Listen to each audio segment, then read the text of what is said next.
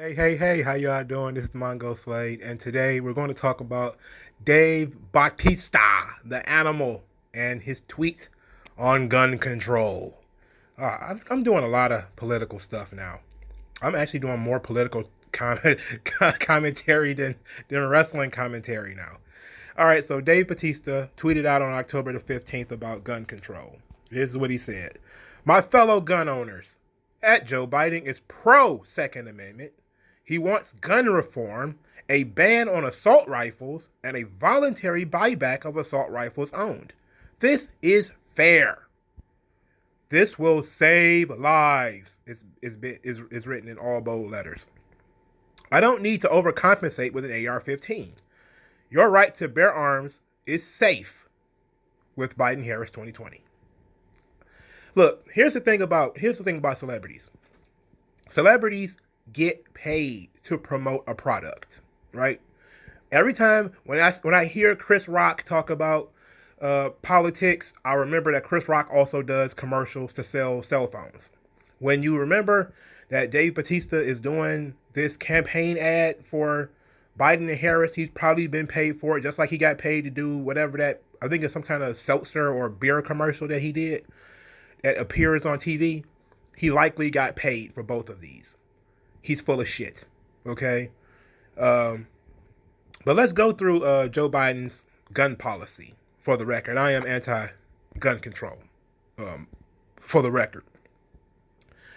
Now, so if we go over to joebiden.com, we get to see that Joe Biden has a plan to end our gun violence epidemic.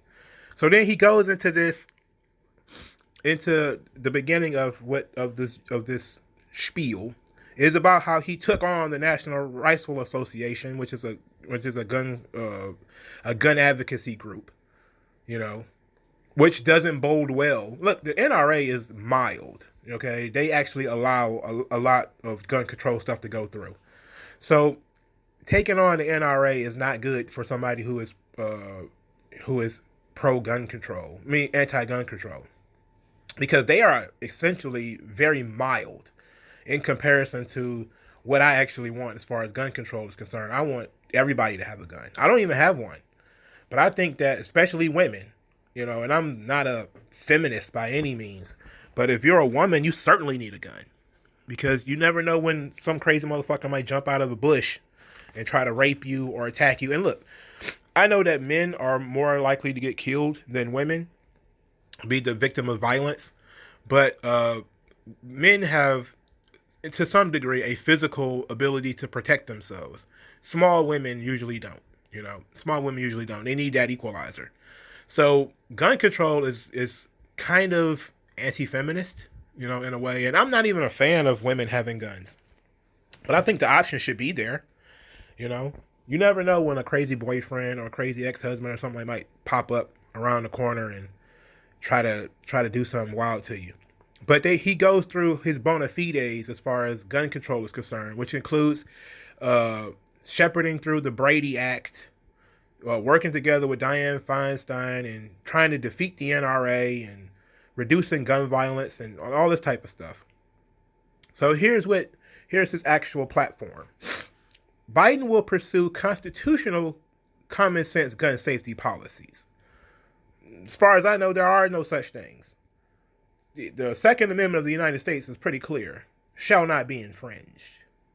Okay? Is written pretty clear. Now, here's the thing about the Constitution for people who don't live in the United States. Now, I'm pretty sure that you have similar situations in your country where the Constitution of the United States has been bastardized to such a degree that the average Joe can no longer pick it up and read it.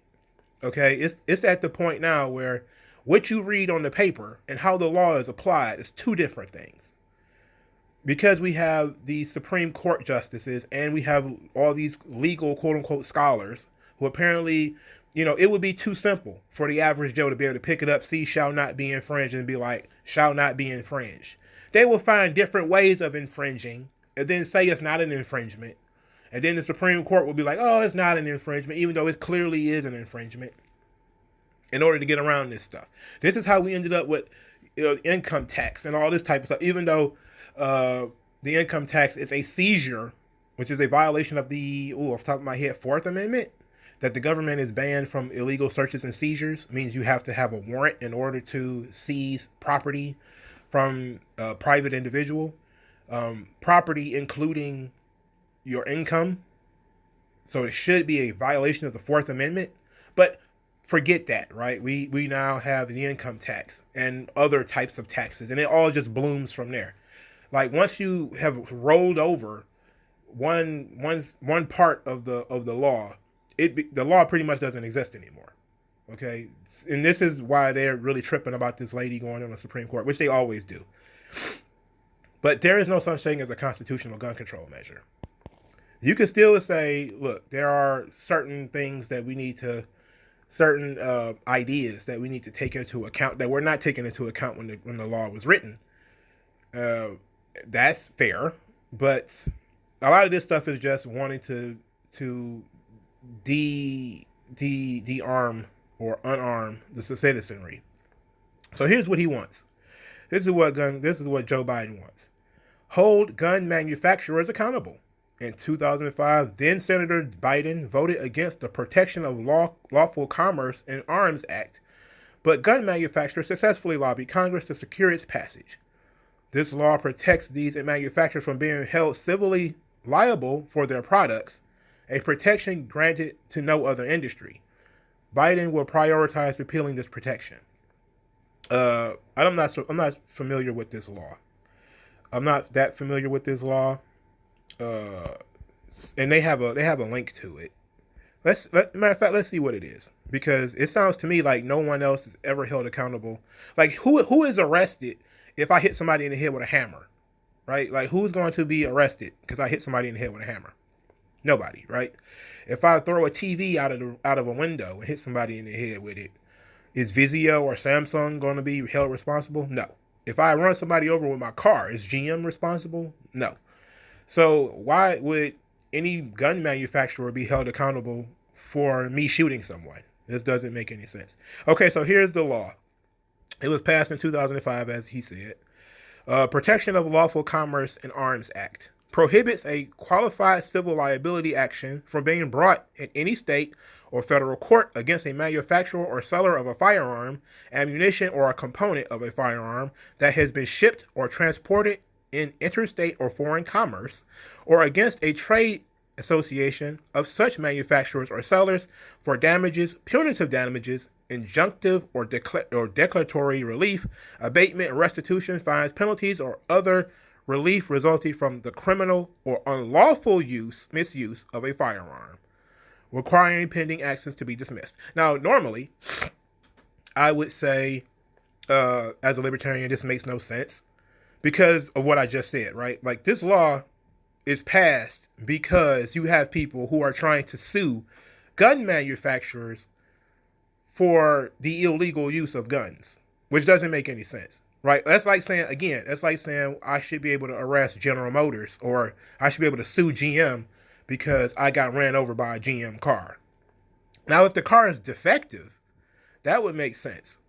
But this doesn't say anything about the product being defective. And I still don't see that in here. I still don't see it. So this doesn't make any sense. And it's a lie off rip. I mean, it doesn't make any sense to hold gun manufacturers responsible for what individuals do with guns, unless the gun is in some way defective. If the gun is defective, then you may have a point. But this doesn't sound like it's about defective guns. It sounds like it's just about, oh, I should be able to sue somebody because somebody got shot. That doesn't make any sense. And that's actually part of why you don't want gun control, because you have these people who decide that, blaming one person for something that happens isn't enough. You have to blame everybody. It has to be a whole group of people. Like, people are responsible for their own actions, but not when it comes to the left. When it comes to the left, it's always society is at fault. The institutions failed. They have such faith in the institutions that the institutions fail. Like when you have a school shooter, right? Instead of just saying like school shooter is a crazy motherfucker or he's the son of a bitch or a bastard, it's always, well, he's probably getting bullied, or the school didn't understand he had mental health problems. He had problems at home. It's everybody's fault except the person who actually did it. They do the same thing with other criminals, with drug dealers and other people in the hood who get into some trouble. It's almost always, well, what was their family like? It's like, why can't people be responsible for their own actions? Okay, let's move on. Joe Biden continues. Get weapons of war off our streets. The ban on assault weapons and high-capacity magazines that Biden, along with Senator Feinstein, secured in 1994, reduced the lethality of mass shootings. But in order to secure the passage of the bans, they had to agree to a 10-year sunset provision. When the time came, the Bush administration failed to extend them. As president, Joe Biden will ban the manufacture and sale of assault weapons with high-capacity magazines. I'm not really reading that whole thing. Regulate possession of existing assault weapons under the National Firearms Act. Buy back the assault weapons and high-capacity magazines already in our communities. This is what Batista is talking about. And reduce stockpiling of weapons. So there is, of course those were the pinpoints. Now, so let's go through. I'm not going to read the whole thing, but ban the manufacture and sale of assault weapons and high-capacity magazines. This is not defined. Okay, well, there is defined. Federal law prevents hunters from hunting migratory game birds with more than 3 shells in their shotgun. That means our federal law does more to protect ducks than children. This is, of course, a false equivalence. If somebody breaks into your house, you should only get 3 shots in order to protect yourself. You get into a fight with some ignorant asshole in the street, you get 3 shots to protect yourself, and then what? If you're not the sharpest gun in the world, you have to be. They apparently think that guns work like TV shows where you can be far as hell away and close your one eye and everybody's supposed to be a sniper. Like you can shoot people in the knee, you can shoot them in the hand and not kill them and stuff like that. Like, no, that's not the real world. In the real world, man, you shoot center mass for the chest. And in the real world, people need more than 3 shots. This doesn't make any sense. But this is all about you not being able to defend yourself. And this claim that your gun rights are safe. This dude is talking about ducks. For starters, federal law preventing hunters from hunting migratory game with more than 3 shotgun shells is already bullshit. You should need as many guns as possible. If you're shooting ducks, so what? Who cares how many? See, this is what I mean by there's too much government. Why is the government counting how many bullets in the gun? How many shells are in a shotgun? Why do they care? Because they want control. It's all about power. Regulatory possessions of existing assault weapons they don't even define what an assault weapon is. They just say, when people put in assault weapon, you may get like an AR-15, which means Armalite, not assault rifle, by the way. And these type of things are used to scare people because they're in Rambo movies. And you see them in war, but you also see sidearms in war. You also see bayonets in war. You also see knives in war, right? And people get stabbed to death all the time, especially in England. There was a mass stabbing in Japan not too long ago. Banning guns doesn't really stop much of anything. It just creates new problems. Like Japan has a suicide problem, and that's really the most what most gun crime is in the United States right now is suicide. But so who knows what the hell they're talking about? And the ATF needs to be abolished. Quote, buy back the assault weapons and high-capacity magazines already in our communities. Biden will also institute a program to buy back weapons of war currently on our streets. This will give individuals who now possess assault weapons or high-capacity magazines 2 options. Sell the weapons to the government or register them under the National Firearms Act. For starters, I don't see why you need to have a license. I mean, for a gun, yeah, I can pretty much get it. But why do you need a national gun registry? Shouldn't that be like your local police? If you're going to have a local firearms thing, it should be local. It should be within your city, and maybe the county. But that's it. Like, why do Washington, D.C. need to know who has guns in Detroit or who has guns in Waterloo, Iowa? Why is that relevant to the federal government? It doesn't seem to make sense. But this also does not sound voluntary, which Batista claimed it did. Batista claimed this was going to be voluntary. It didn't look voluntary to me.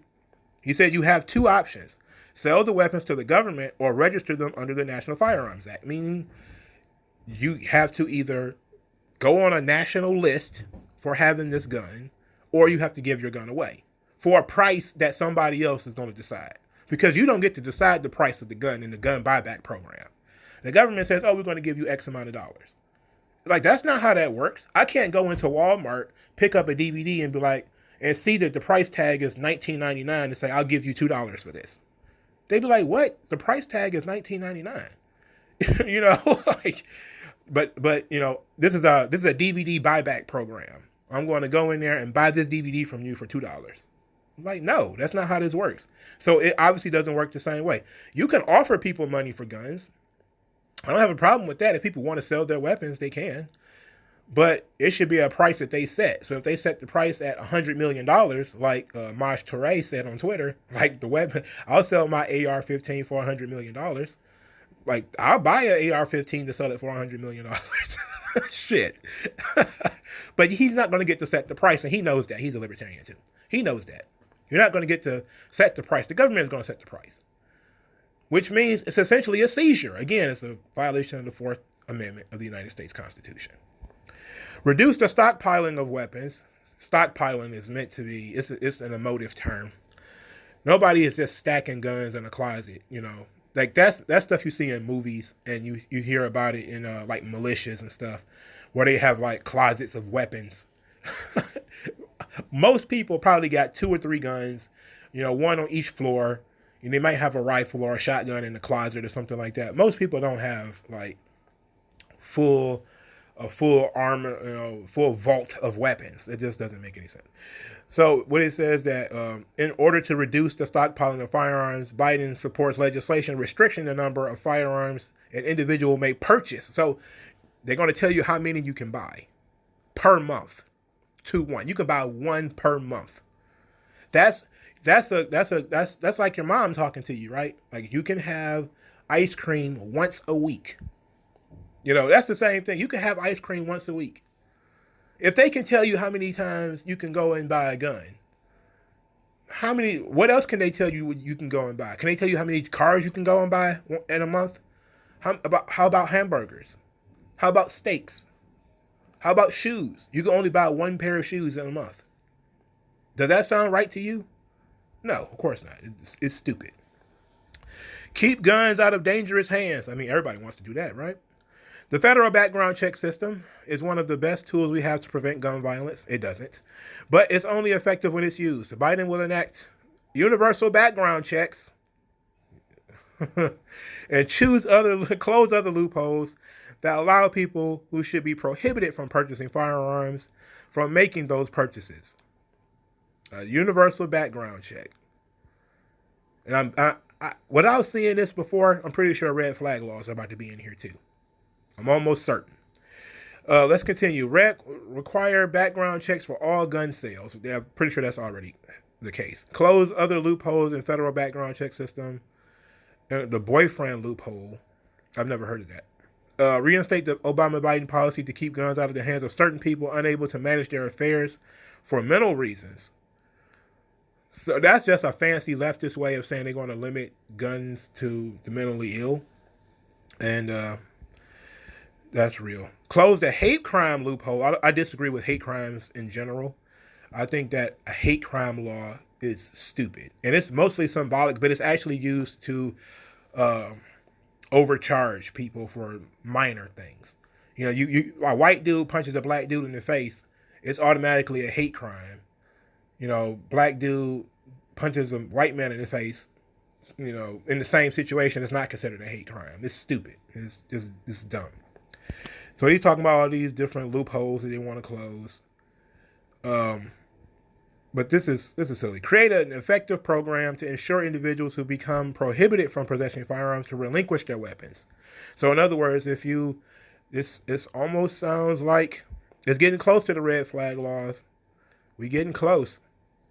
Here go. Incentivize state extreme risk laws. Extreme risk laws, also known as red flag laws. Yeah, I knew it was here. Okay, so what a red flag law is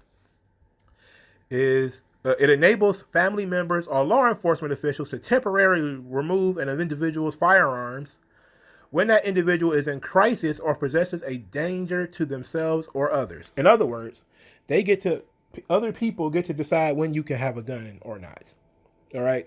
So somebody can make this argument that, oh my God, Johnny's got a gun. We're going to call the police. And then the police show up to take his gun, take his property from him. And then, oh my God, he gets combative because you want to come take his stuff. It almost always ends this way. This is not only a violation of the Second Amendment, it's a violation of the Fourth Amendment. Notice how I keep saying that, right? As far as the laws are written, the average Joe should be able to pick up his Constitution and say, do not have a right, you do not have a warrant to take property from me.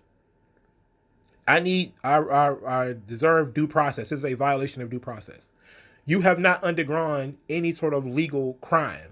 The crime is then committed when you say you're not going to take my stuff from me. Now all of a sudden you're a criminal. If they had left you alone, you'll be perfectly fine. But the moment they decide to violate your rights, and then you fight back or you say no, all of a sudden you're a criminal, and now you're being combative. There was a guy who was killed as they instituted one of these stupid ass red flag laws. And I'm pretty sure there have been many, but they don't get publicized. So this is pathetic. I don't need to go through this whole thing. Going through this whole thing would take too long. It would take too long, But I just wanted to talk about the things that Batista was talking about. I don't want to go on and on about guns in general. I'm not a gun owner. I don't work for the NRA or anything like that. I don't know that much about guns.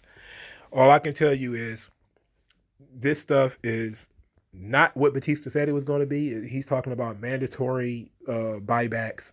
He's talking about mandatory seizures of weapons, mandatory seizures of people's personal property. It doesn't matter what it is. It doesn't matter if it was a handgun or a candle. Doesn't matter. Doesn't matter if it's an AR-15 or a box of peppermints. The government does not have the right to go into your property and take stuff. It just don't. And surprise, surprise, the only people who think so are the people who also say, well, if you steal, I could be able to make... It's because you're poor. It's not because you actually did anything wrong. But disarming the citizens is the number one way of making people dependent on the government. Because you see what happens in these cities, Portland and Seattle, all these places that have this crazy amount of gun control, and Antifa is going crazy, burning stuff. What they're doing is they're trying to weaponize the Second Amendment, or weaponize the courts, and not the courts, but the district attorneys, because the district attorneys decide who gets charged with what. And there have been multiple people who have defended themselves against Antifa with legal guns, but they get arrested because they defended themselves from unlawful seizures, unlawful theft, unlawful violence that is committed against them. And then the district attorney's like, oh, you shot some guy who was trying to rob your dad's store. The guy died. You should get arrested for murder. It's like, what? The guy was trying to steal from me. And then that gentleman, whose name I can't remember, but it's a story online, he committed suicide because of malicious prosecution. That is what's going on here. This is a complete takeover.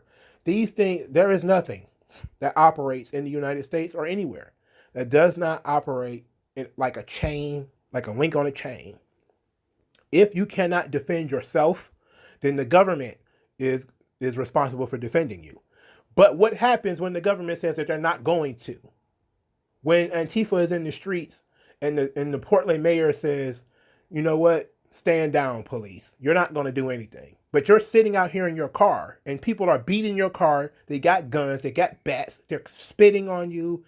They're trying to pull you out of the car. They're trying to rob you and carjack you. You're not allowed to defend yourself because of gun control. The government is not allowed to protect you because the mayor says don't. Then what are you supposed to do? Just sit there and be a sitting duck. It seems like maybe the government cares more about ducks than the Democrat Party. All right, so I'll talk to you guys later. Thank you guys for listening. like, share, and subscribe. I'll talk to you guys some other time. Peace.